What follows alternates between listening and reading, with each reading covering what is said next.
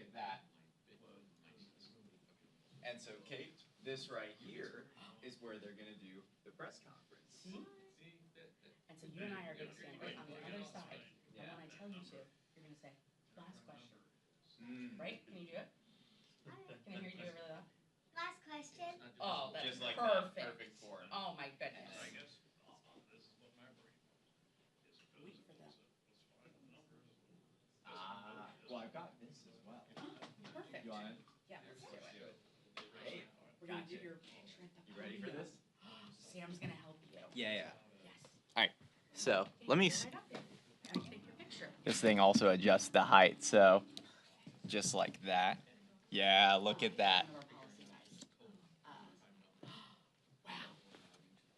Hey. Okay. Want to pretend like you're calling on somebody? Yeah. Do You're calling on Eric right make here. sure do like do like a Look at point, him. like Yeah. a point at him Yeah, right point there. at him. Oh, but still from here, yeah. Should I speak out of the microphones? Yeah. Last question. Yeah. Point Yes, at Eric you. right there. Ready? One more time, point. Yeah, and then keep the arm out. Do like a point. Point at him. Last question. Yes? Yeah. You're a pro. You're a pro. Thank Look you, at Sam. that. Of course. Yeah. You're all prepared now for the press conference. And this room's going to get filled with people. And the speaker and the rest of leadership are going to come. No, we stand right over here. We stand right here. And then we're going to call last question. And the speaker sees us. And he goes, okay, we're out of time. And we got to wrap it up and we got to go on to our next meeting. Would you like any water? No, I'm good. Ah, gotcha. Thanks, Sam.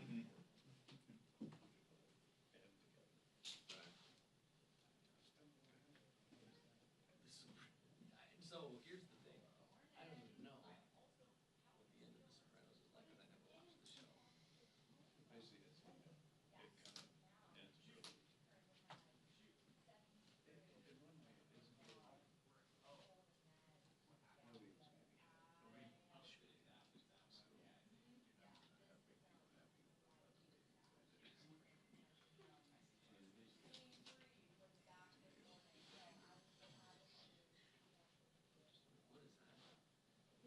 Coca-Cola's been started.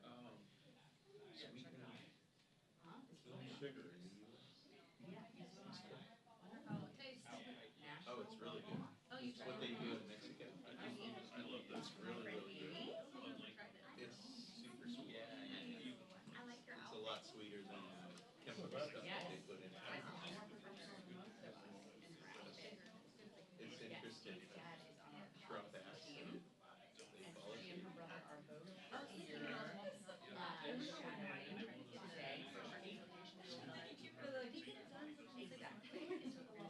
No, it took longer than 6 months. Yes. That was when I was first starting, so I can't really remember all the details. Yeah, it was. There you go. Yeah, it was a lot longer than the 6 months. He remembered him saying 6 months. Oh, this is, you wanna call my neighbor across the street is supposed to let you in.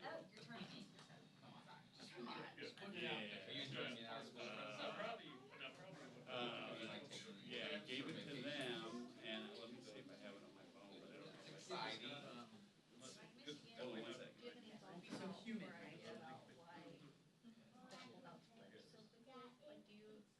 Man, that was wild. I mean, do you think they're just scared of being primaried, or do you think there was more to it? I mean, of course, that's part of it. Yeah, they want to keep their job. Right. So it's like, this was not a sword to fall on. It was not. Target. I'm sorry. It was too little of a thing. I don't blame you.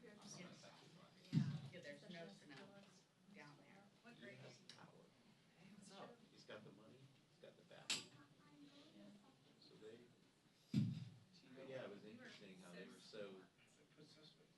Yes, I said So she said it. strong. Okay, still there? Okay, it's 556. Very thrown off for your age. 7973. Yeah, they always have to make it look like that they're Yes. fighting Yeah, like I said, it's not many seven. 5527973. Yeah, he's right. It's the neighbor. When they had come into the meeting, you remember they were all like, oh, he answered all the questions, and just like, what question could you possibly answer that's not already obvious? That's not already obvious. that you don't know as a congressman. Well, it's just. Just a magic question.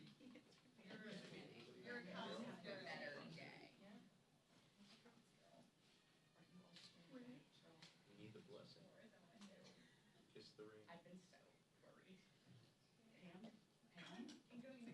Pam's my new best friend. She loves me. Do you have a new camera guy?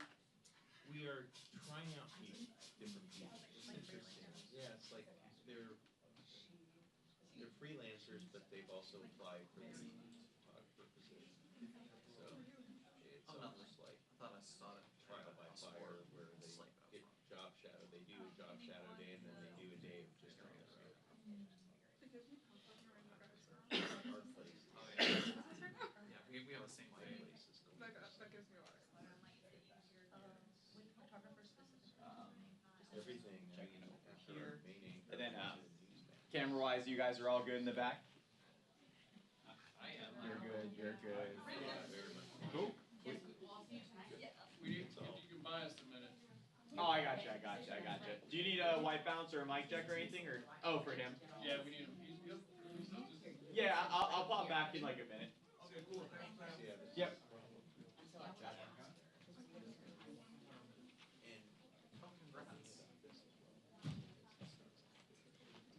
Yeah. So they'll hear your voice.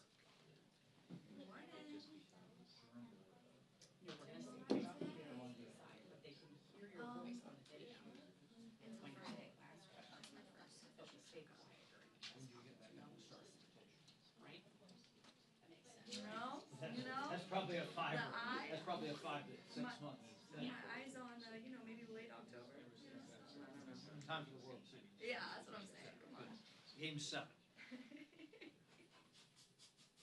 For that, where the camera actually says that it's cleaning the sensor. Try not to crush. Oh, yeah. On the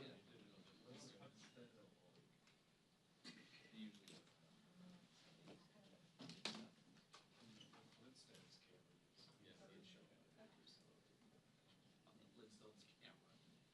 because they had one. So that's something we never had to deal with.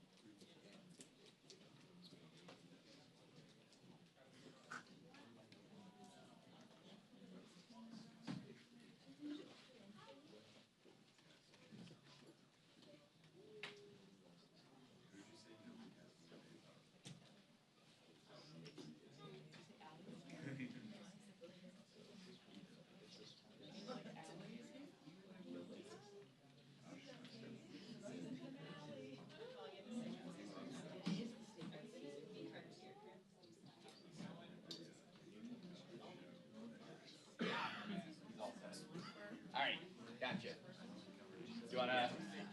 Anytime, of course. Ready? Okay, so mic check 1, 2, 3. 5109-2727-9792-8979. How does that sound on your end? Are you good? Good, good. Okay, cool. You need a white balance or anything? You're all set.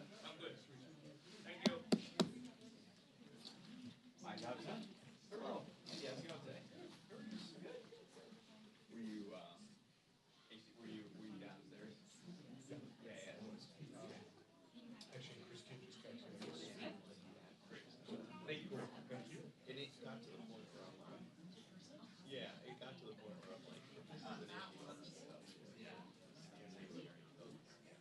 No, he like, we want you to apply. So weird.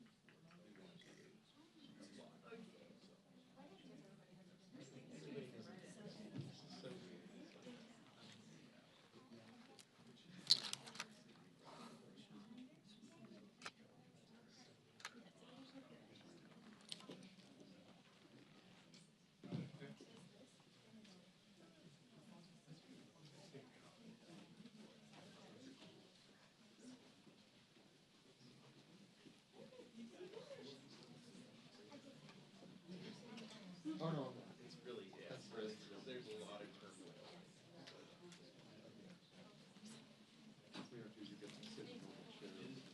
I know, I was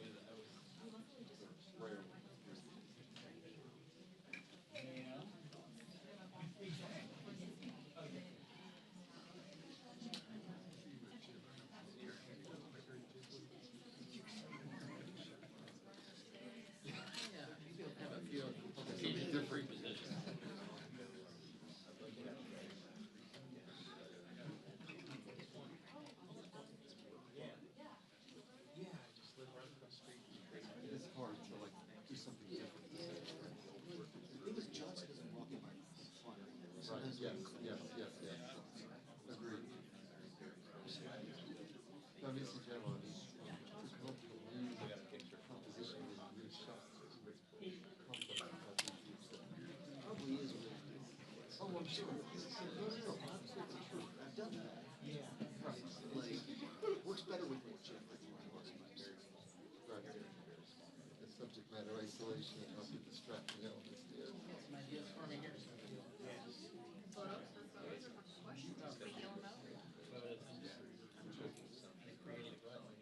I'm right on the rim.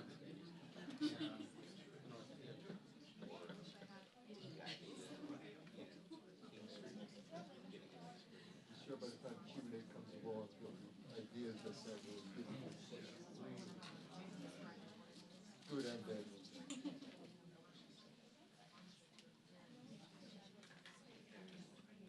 The only question is how confrontational versus not.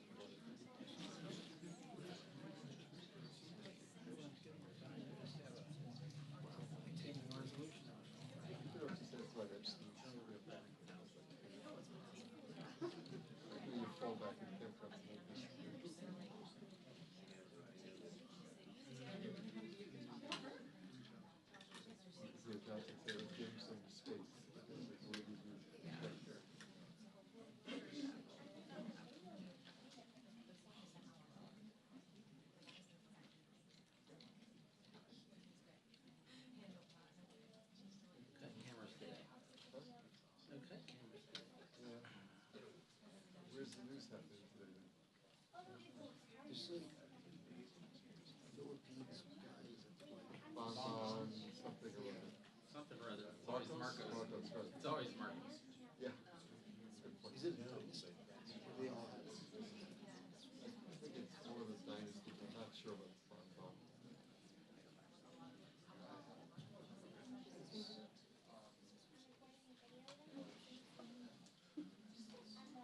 Yeah, all these seats are reserved, sort of.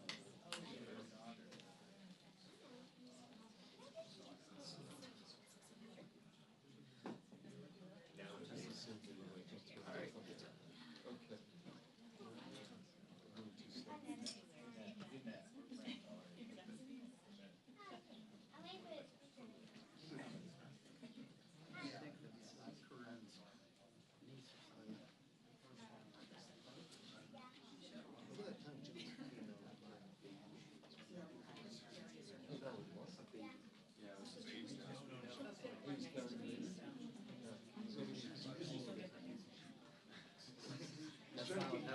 exaggeration.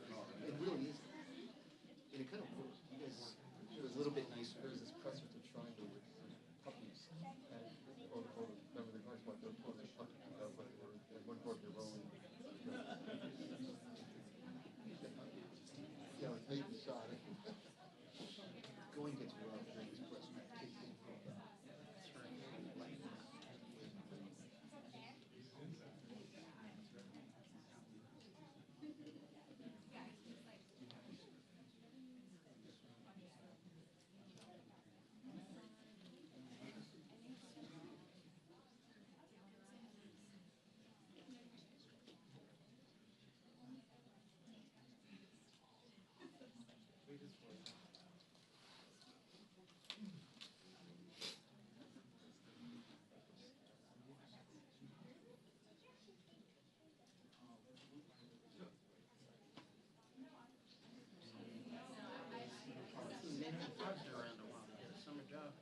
Yes, he is working doing video. I was wondering that, so I've seen him for a long time. I said, this sounds helpful, well, blah, blah. He's working, I think, doing the video in like the studio setting for the DNC or something. Oh, okay, that's good. Yeah. I was wondering that myself. Last week I said, I mean, literally just last week I said, just checking in, haven't seen him out. Yeah. It's been offered twice. Right. Yes. Sounds of enthusiasm.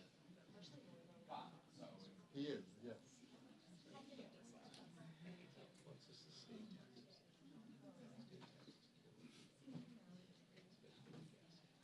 It was literally just last week I sent him the, That's very kind. I said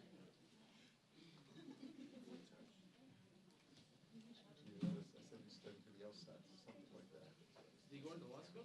If he wants to. Yeah, good.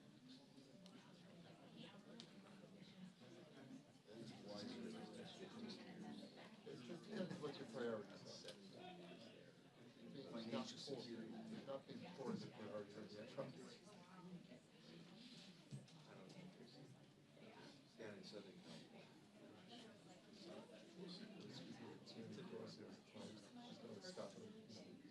She's excited, right? It's like, yeah, her first trip like that, yeah. You don't get that so easily.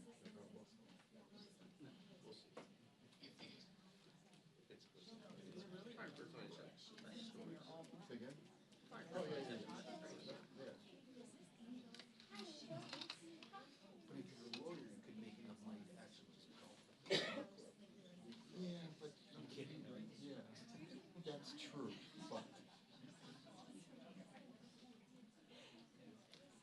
And there's actually some places you can't buy it. True, up to a point, a lot less. There's definitely some things they do that doesn't matter how much money. Cue the talent. Sam, aren't you in charge? Like you're in charge? Yeah. We're all waiting. I know. I've got it right on there for you. Right. Well, it's all about, yeah, it just saves you time.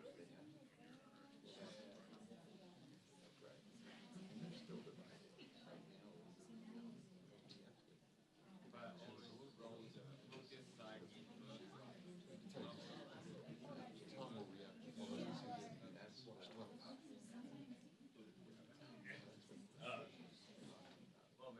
Which is good to know. Whatever you do.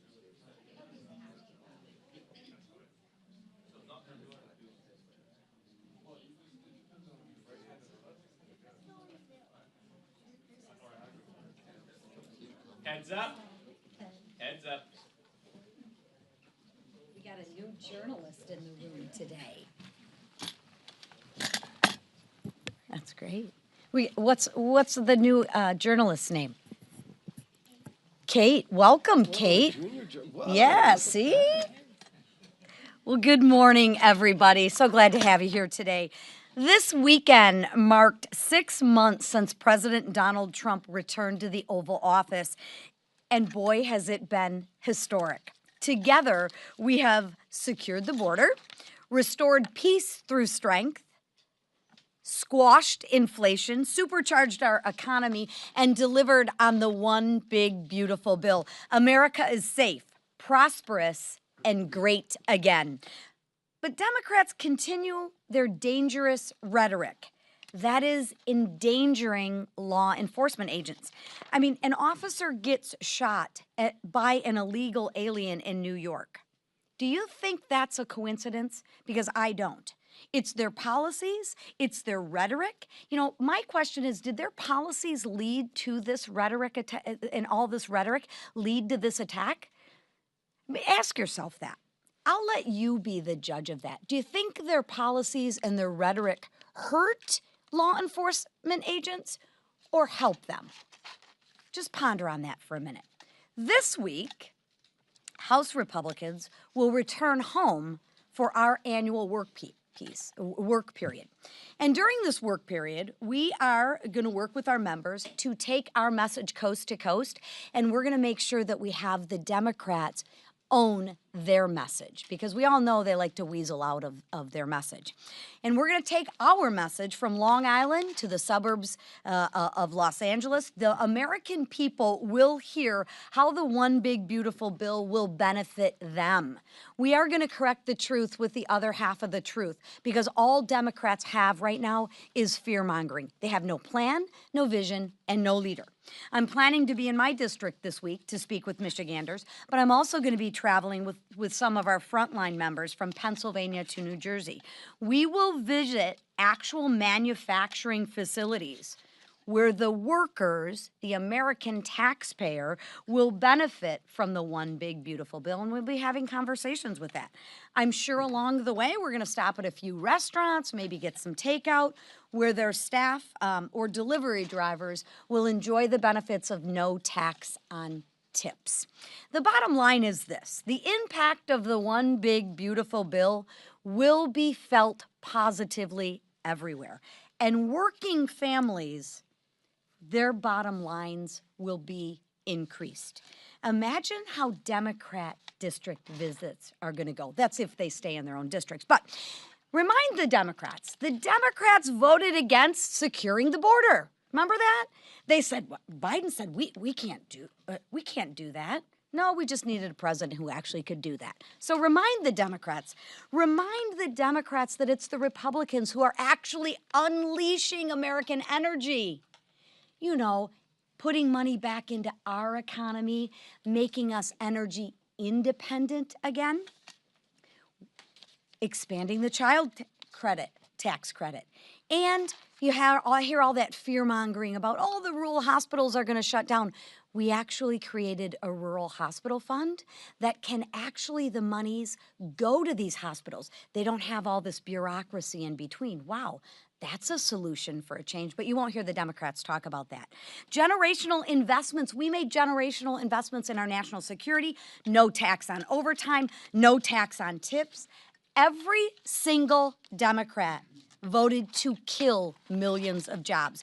Give federal benefits to those who never should receive those benefits before. Remember, the Democrats are making sure that Medicaid is not there for the people who need it most by allowing the waste, the fraud, the abuse to actually continue and to give it to illegals over Americans who need it more than anything.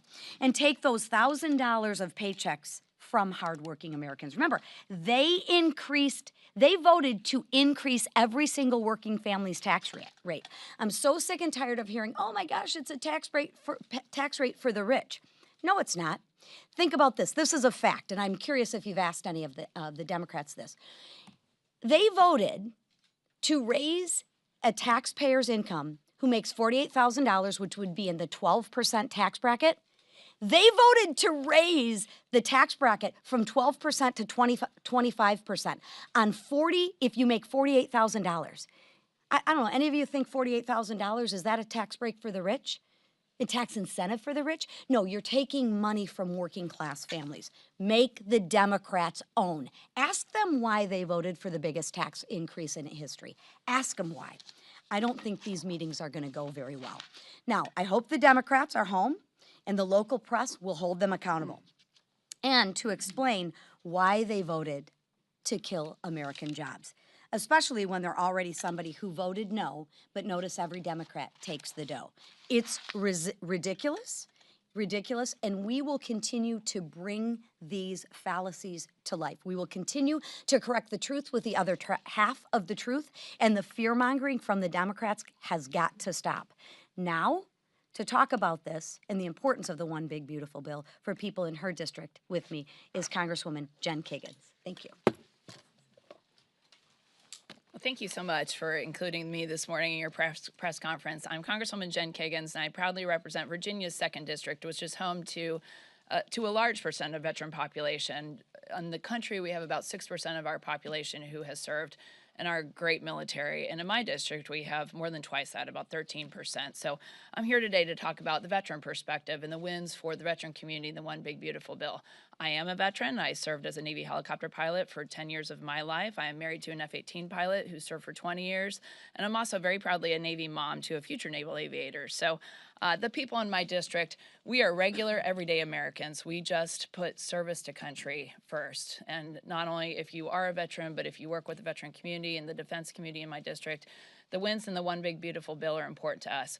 We are hardworking, we are business owners, we are small business owners, we are parents, we are moms and dads, we are people who care about community safety. So the wins in this One Big Beautiful Bill from the economy side, the extension of the tax breaks, the no tax on tips and overtime, the wins that we know our veterans will feel more in their bank accounts. We're used to living on fixed income like we did in the military. We know that each and every penny counts and how hard we have to work to earn our money. We want to keep more of our paychecks. We want our veterans and all Americans to feel like they have more in their pocketbooks.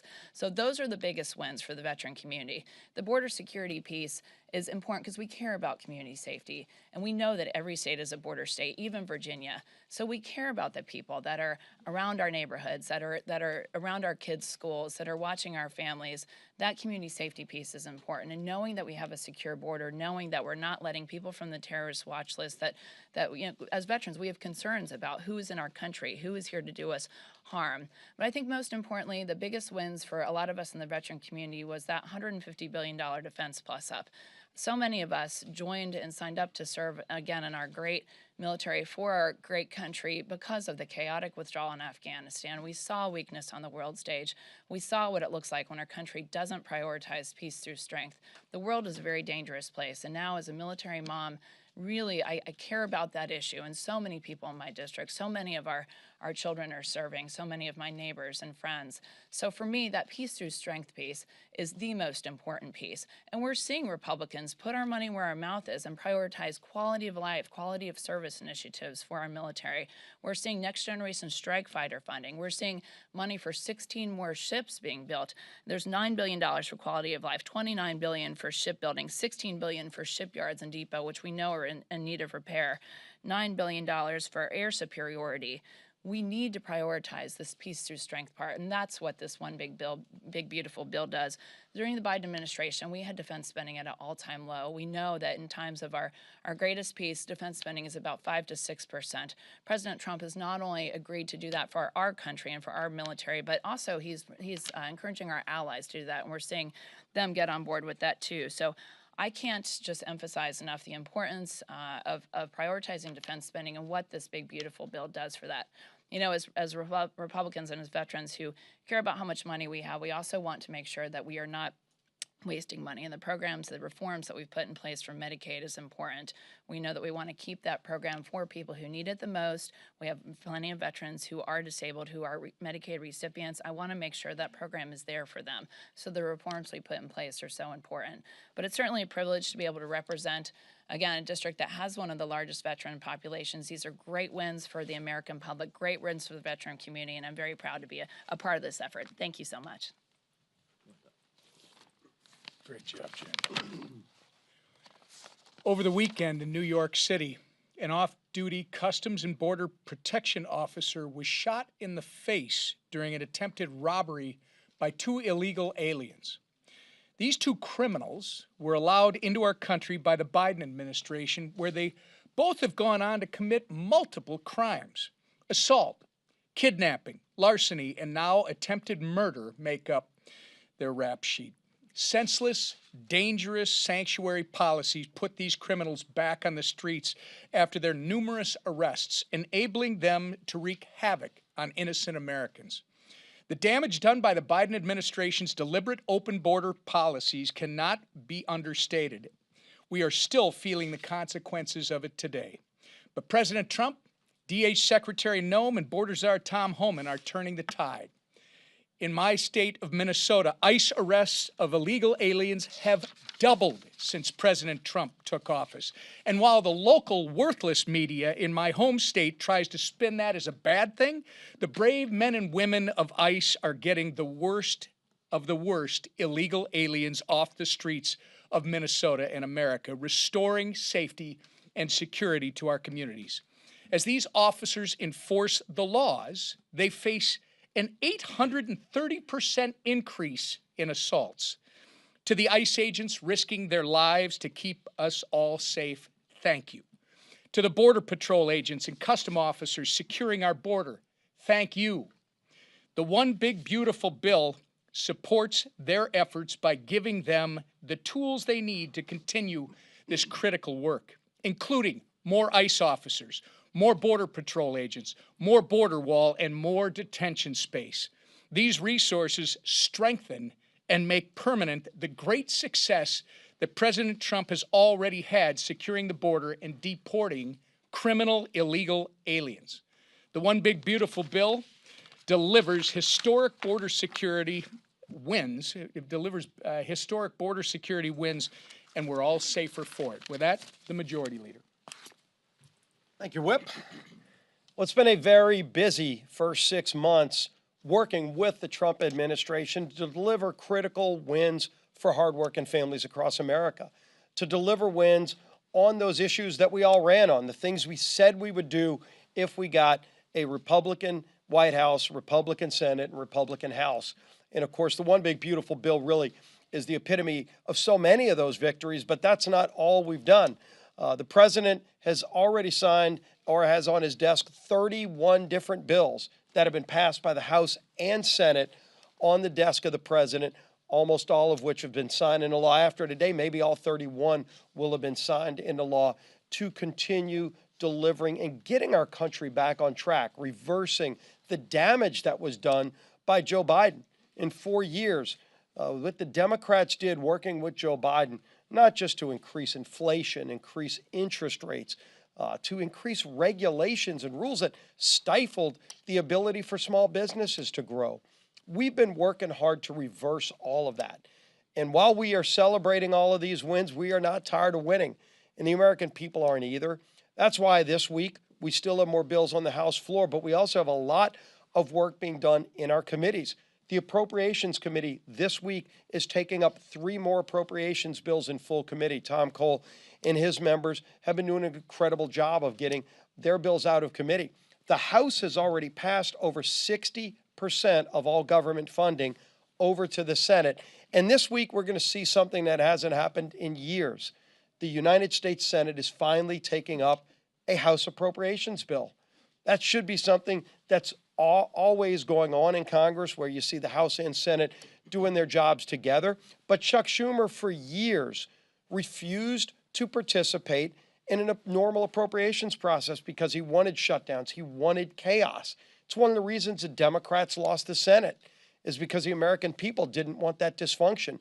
And John Thune promised there would be a new day in the United States Senate, and Leader Thune is delivering on that. And one of those commitments he made is that we would have a normal working appropriations process, and they're actually doing that this week, moving the Milcon VA appropriations bill and continuing to move more of the bills that we're sending over from the House. And so as the American people see Washington working for them for a change, we're also going to be going during this district work period and explaining to the American people what's been in a lot of those bills, because the Democrats have been lying over and over and over again about tax cuts for billionaires. They're talking about hospitals closing. Everybody in America is going to die, according to every Democrat. And of course, when the American people look at what's in those bills, they're going, wait a minute. You know, the waiter and waitress in America who averages $32,000 a year is going to get about $1,700 more in their pockets. That's real money for working people. And every Democrat voted no. You know, so while they're going back home and explaining and lying about the bills, we're going to start panning out across the country, telling the truth. about what really is happening in the economy for working families. And we're proud of that. We're not done delivering, but I think it's important that we take some time to talk about what we've already done and delivered as we continue to move more bills. Like I said, a lot of work being done this week in committees. Energy and Commerce has taken up the NIL bill. You're seeing Judiciary focus on that report. It's been covered pretty well, but I think there's a lot more to the story about the Russian collusion hoax that started under President Obama, and some of those facts are finally starting to come out. You know, it's interesting to see Democrats want to talk about Jeffrey Epstein all of a sudden. For 4 years, Democrats hid and covered up the Epstein files. They did. They had it for 4 years. And Trump's in the courts right now trying to get a lot of that information unsealed so the American public can see it. But we're going to continue pushing for that transparency. Our committees are going to keep working to deliver more results for American families. That's what we've been doing. That's what we're going to continue to do, while Democrats just vote no. They hide, they lie, they try to talk about what they would do if they were in power, but of course everybody knows what they did when they were in power. They moved a far-left socialist agenda. They're about to elect as their new party leader a socialist Marxist mayor of New York City. And half the Democrats, they all want to meet him and take selfies with him, and yet they're not sure if they're going to endorse him or not. But the bottom line is that's where their party has moved, in Washington, in New York. But that's not where America is. Republicans are delivering for Americans, for hardworking families, all across the political spectrum. And that's why this economy is finally starting to move in the right direction. Our speaker, who's never slowed down, who's never accepted failure as an option, the man who continues to work and is so patient, listen to our members, and then ultimately delivering with President Trump on this great agenda, is our Speaker, Mike Johnson. Thank this leadership team and all of you. Good morning. Thank you. Representative Kagan's doing an extraordinary job for Virginia and our military families and all of the issues she works so hard on. Thank you for all that hard work. I tell you what, it's been an exciting 6 months. Sunday, as you all probably know, marked the first 6 months of the Trump presidency, the second term. The 47th president has had an incredible run. We're on a winning streak. America's hot again. We're bringing back strength and prosperity and capitalizing and delivering on all the campaign promises that President Trump made on the campaign trail and that all Republicans did by extension. We're really proud of that. And I tell you what, history is going to record this to be one of the most consequential, extraordinary first 6 months of any administration ever, because we have unified government. The voters in this country gave Republicans the chance to turn this mess around, and we are. So we have the White House and the Senate and the House, and we're using it effectively every single day. And here in the House, we've kept pace with President Trump's extraordinary momentum. He never sleeps, and so we don't get to either. We've been codifying his executive orders at a record pace. We're cementing America First policies into law. We're enacting the full scale of the Trump administration's agenda, with the passage, of course, of the One Big Beautiful Bill, sort of a capstone of the first 6 months. And we've accomplished so much in just that time period. And I think the key is we've done that with unity. As you all have noticed, it's very deliberate. We work very closely, hand in hand, the Senate and House Republicans, as one united team. That's kind of an innovation in Washington, but a very important one. And we've demonstrated that that unity is how we deliver. There's no majority in the history of this body that can wield power unless it stands together.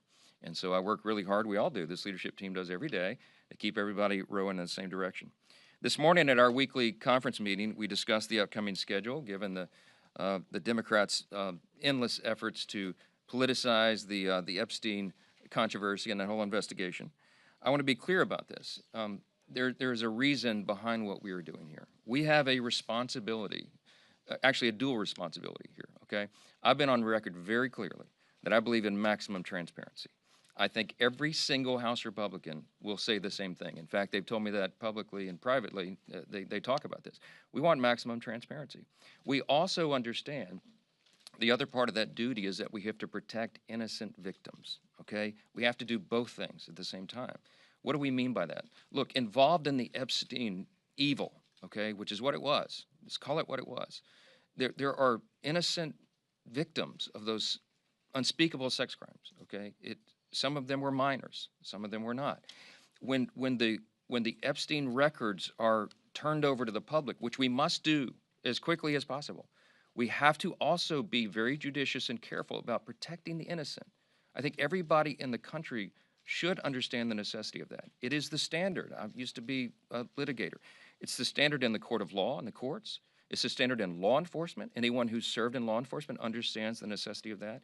It is the standard with government agencies. We protect the innocent. So we cannot be careless in an open release like that. You have to be very careful. The president himself has said that he wants maximum transparency and all credible evidence to be turned over to the American public so that everyone can make their own decisions. We're owed that. And we want any individual who has been involved in any way in the Epstein evils to be brought to justice as quickly as possible. And the law should be brought down upon their head. We're unequivocal about that, okay? We have to make sure that the credible evidence is revealed, and we're doing that. The president has made a request to the courts in the grand jury testimony and the files there, for example. And the court should turn that over, and that will be a continuing and ongoing quest. Now, what we refuse to do is participate in another one of the Democrats' political games. This is a serious matter. We are not going to let them use this as a political battering ram. The Rules Committee became the ground for them to do that. We're not going to allow them to engage in that charade anymore. Why do I call it a charade? Because the Democrats are trying to play gotcha politics right now when, as the leader just pointed out, they don't have any moral high ground on this at all. They controlled the Department of Justice for the last 4 years. Has anyone forgotten? They had all these files the entire time. They sat on everything Epstein related for 4 long years while President Biden was in office.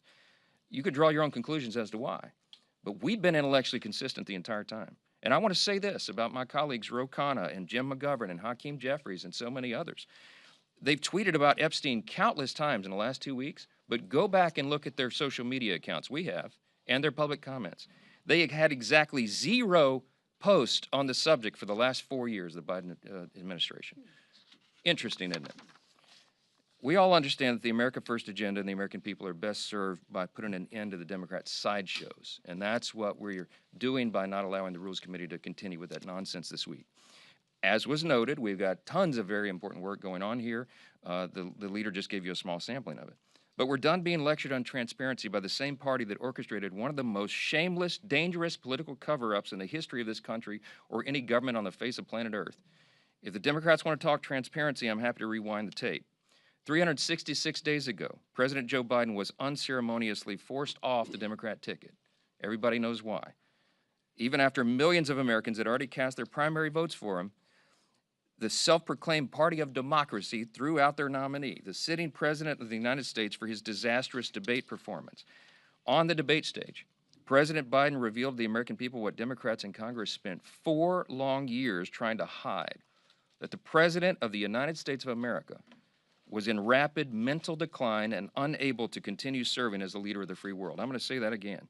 The man holding the most powerful office on the face of the earth, who we now know was being propped up by his staff and Democrats in Congress, was in rapid mental decline.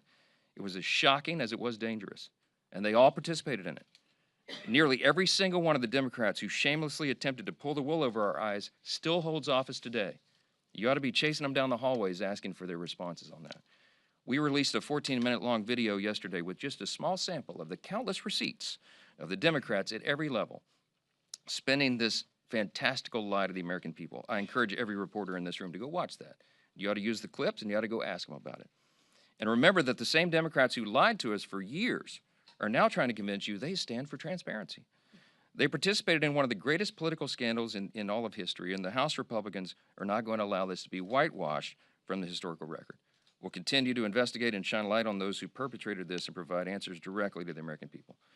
Now, President Biden's mental condition was poor, but his legacy of achievement in office was even worse. And I've said many times, after those 4 years of Biden and Harris, every single area of public policy was in a disastrous state. In Congress and the White House, we've been hard at work from day one of this Congress, day one of the Trump administration, trying to undo all that damage of the last 4 years. And we're laying the foundation for what will make our country safer, stronger, and more prosperous than ever before. The American people gave President Trump a clear mandate to enact his America First agenda, and Republicans answered the call. To date, we've enacted 50 of the president's executive orders, from reining in bureaucratic waste, fraud, and abuse, to passing common sense legislation, to delivering our once-in-a-generation legislative victories through the One Big Beautiful Bill. Let me give you a quick summary. Americans asked for secure borders and safer communities, and Republicans delivered the largest investment in border security and interior enforcement on record. And with the Halt Fentanyl Act and the Lake and Riley Act, we're making sure American communities are safe from deadly drugs and illegal aliens that have taken far too many lives. The American people asked us for bigger paychecks and more affordable gas and groceries, and we delivered on that too. We delivered the largest working and middle class tax cut in the history of the United States. And we've torn down Biden-era regulations like the California EV mandate that was just madness and worked against working families and American energy dominance. The American people demanded fiscal sanity, and Republicans delivered again. We passed more than $1.5 trillion in spending cuts so the government can begin to live within its means again. All of this is real, positive change for American families. The kind that they are going to directly feel in their bank accounts, they're going to see it in their neighborhoods, and they're going to count on it for years to come. Any of these individual feats as standalone bills would have been considered historic achievements by any Republican Congress. And we got them all done, all together, in one big, beautiful bill. And the more the American people hear about that bill, the more they like it. There was a Harvard Harris poll that recently surveyed the individual titles, the individual pieces of the big bill. And they found that 17 of the 21 major proposals polled had a majority of support. That's including things like reducing federal spending and imposing common sense work requirements on public assistance. But while the American people continue to learn about the bill, they'll also begin to feel its positive effects because we did this on a very aggressive timetable. As you all know, we put it on an ambitious timeline to be delivered. Many in this room said it wouldn't succeed. You wrote about it. I read all that. That's fine. We said we needed 6 weeks to craft our House budget resolution, and we passed it in February. We said we'd pass our House version of the One Big Beautiful Bill by Memorial Day, and we beat that deadline by 4 days. We said we'd pass it through both chambers and get it to the president's desk for signature by July 4th, and what happened? We had a big, beautiful signing ceremony at the White House on Independence Day. It was a historic day, and it's a testament to what this House Republican Conference can accomplish when we remain united and working towards a common goal. Last thought here, on closing note, this is the last leadership press conference before we enter the August district work period. Around here, people call it the August recess. It is not that, okay? So I know that lots of people in the press corps are going to be able to enjoy some downtime with friends and families, and we commend you for that, but House Republicans aren't going to get to participate in all that stuff because this month of August is not a vacation. This is arguably the most important work month on our calendar. Why? Because our members go home, they connect with their constituents in person, they host roundtables with local businesses and organizations, they meet with community stakeholders and local officials, really, really important components of the job.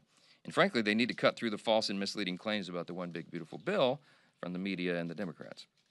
As I mentioned, the more people know, the more they greatly favor the bill that we passed. And House Republicans are going to spend the month highlighting how it will positively impact our districts and our communities. With that, I'll take a few questions. Mr. Speaker. Chad. Good morning. You say yesterday that you were in lockstep with the administration on the Epstein files, but it doesn't seem that you're in lockstep with all of your House Republicans. Thomas Massey just saying in the past hour that this is going to come back and bite Republicans. What do you say to those schisms inside your conference here? I say Thomas Massey is the one trying to bite Republicans, okay? I'm not quite certain what his strategy is. But it's just not him. I mean, otherwise you guys wouldn't be calling off the week tomorrow. You'd be able to put your rules on the floor. I understand the issue with the Democrats. Yeah, no, I just explained why. We're not going to play political games with this. We've all been very clear and transparent. The House Rules Resolution sets a good standard and requires all credible evidence to be released, and that's exactly where the White House is. There's no, as I've said many times over the last, as I've said many times, there's no daylight between the White House and the House. You have to allow the legislation to ripen, and you also have to allow the administration the space to do what it is doing. The president has said clearly, and he has now ordered his DOJ to do what it is we've all needed DOJ to do for years now, and that is to get everything released. So they're in the process of that. There's no purpose for Congress to push an administration to do something that they're already doing. And so this is for political games. I'm very resolute on this. We can both call for full transparency and also protect victims. And if you run roughshod or you do it too quickly, that's not what happens. But I'm convinced that the DOJ is going to do their job, the administration is going to do their job, and we'll do our job. And so we'll see to it. Yes, ma'am. Thank you, Mr. Speaker. Just to follow up on that, I know before when you were asked whether or not you would back give a direct answer. He had some harsh things to say about your leadership yesterday related to the Epstein files. Have you made up your mind whether or not you would support him or back him against a primary judge of that? So as the leader of my party, I lead the incumbent protection program. Okay, that's my job. I go all around the country. I travel endlessly, incessantly. I have to raise over $300 million to do that, and we want everybody to come back. And some people, I try to protect them from themselves. You know, they kick and scream and bite their own colleagues. Some people seem to enjoy in trying to inflict political pain on their own teammates. I'm not going to address anybody individually, but I'll tell you that some here are much more frustrated than others. There's a small, tiny handful, but one in particular who's given me lots of consternation. I don't understand. I don't understand Thomas Massey's motivation. I really don't. I don't know how his mind works. I don't know what he's thinking. Thomas Massey could have brought his discharge petition any time over the last 4.5 years. Over the last 4 years of the Biden administration, he could have done that at any time. And now he's clamoring as if there's some sort of timeline on it. It's interesting to me that he chose the election of President Trump to bring this, to team up with the Democrats and bring this discharge petition. So do I have some concern about that? I do. But you know, in me and my way, I try to follow Ronald Reagan's 11th commandment, never speak evil of another Republican. My gosh, it's hard to do sometimes around here. I also try to follow the scripture. You know, it says, bless those who persecute you. So let me just say about Thomas Massey, could you just accept my Southern, bless his heart? Okay, I don't know what else to say about it. We're for maximum transparency. We're engaging in that right now, and we don't need political games. Yes, ma'am. Over here. Yes. Wait. I was pointing to her. Go ahead. Sorry. So health insurance companies are requesting 15% premium increases for next year. They're citing the expiration of the Obamacare subsidies. Are Republicans thinking about this? Is there any possibility that they would look at extending those subsidies or any other things to I think that goes to the end of the calendar year, so we'll have discussion about the issue later, but it hasn't come up yet. I mean, but it's on the radar. Back row, yes. Two questions. First is, did the president or anyone in the administration ask you to delay the resolution until after recess? No, but I, as you all know, I speak to the president multiple times a day on a typical day, often, always. And what I know about the president's heart on this is that he agrees with everything I've said here today. He wants maximum transparency, but he's also very insistent that we do not subject people who have already been victims of unspeakable crimes to further public scrutiny. And it would be a very dangerous thing to put those people's names out or to do a release of information in a way that is haphazard where they could be easily unmasked. And so you have to be very careful about how you do that. I think we have a moral responsibility to do that. We have a moral responsibility to expose the evil of Epstein, and everybody was involved in that. Absolutely. And we're resolved to do it. But we also have an equal moral responsibility to protect the innocent. And that is a fine needle to thread. And we could all give ourselves easy political cover and come out and do something in a haphazard fashion, but I would not be able to sleep at night because I know our legal responsibility. I understand what the legal standard is, but more than that, the moral standard, okay? So we're going to do this, and we're going to do it expeditiously. We're going to do it the right way. What is popular isn't always right, and what is right isn't always popular. I had an 8th grade teacher tell me that one time. I carried it with me my whole life. We're going to do the right thing here. And the American people at the end will see that we did that in the right way and on the right timetable. Yes, sir. Wait, hold on, wait a second. What'd you say? Wait, did she say it? She did earlier. Wait, come up here. I didn't hear. You gotta say it loud. Stand right here and tell them. Tell them. Last question. Yes. Yes. Thank you. Wait, over here under the clock. Yes, sir. Yes, sir. Yes, sir. No, behind you, right here. Sorry. Go ahead. Thank you so much, Mr. Speaker. Russia is still bombing Ukraine, and a lot of Ukrainian civilian people are still dying. Do you consider sanctions on Russia before the 50-day period? We were talking about sanctioning Russia, but I think the House and the Senate agree that the White House, having given that deadline of 50 days, we need to allow the Commander-in-Chief and the administration and the Secretary of Defense and the Pentagon to do what they're going to do, and we'll see how that plays out. But I can tell you the appetite here is that we've got to bring accountability to Vladimir Putin and make this war cease. We need peace over there. It's gone on too long. Too many innocent people are dying, and we don't want further American involvement in this at all. But I do think what NATO is doing and our allies around the world may be effective. I think we've all had enough of it, and we hope it comes to an end soon. But we trust the Commander-in-Chief. He's restoring peace through strength. This is a big part of that. Thank you all so much.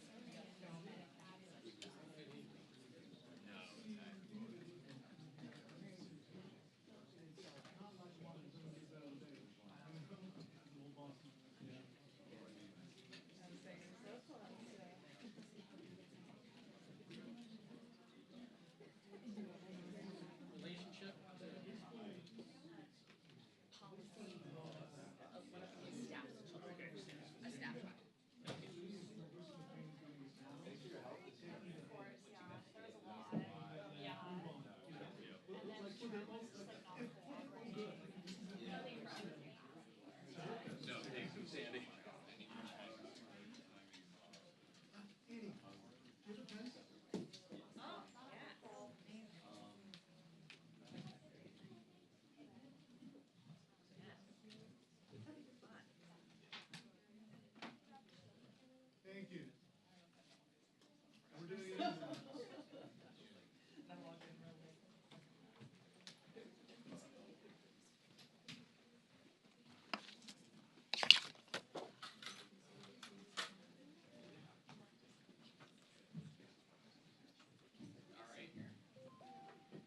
Wonderful. They start taking questions before 40 minutes into the hour. So much. Oh, hello. Yes. Thank you. Appreciate that. Appreciate that. I'll hand to them. You want me to handle placement if you want to eyeball? Yeah. Yeah, I got it. Of course. Yeah. Just let me know. Let me know whatever you're looking for.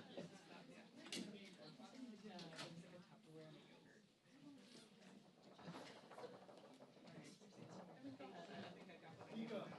You got the best answer out of him. Oh. Yes, that was the best answer.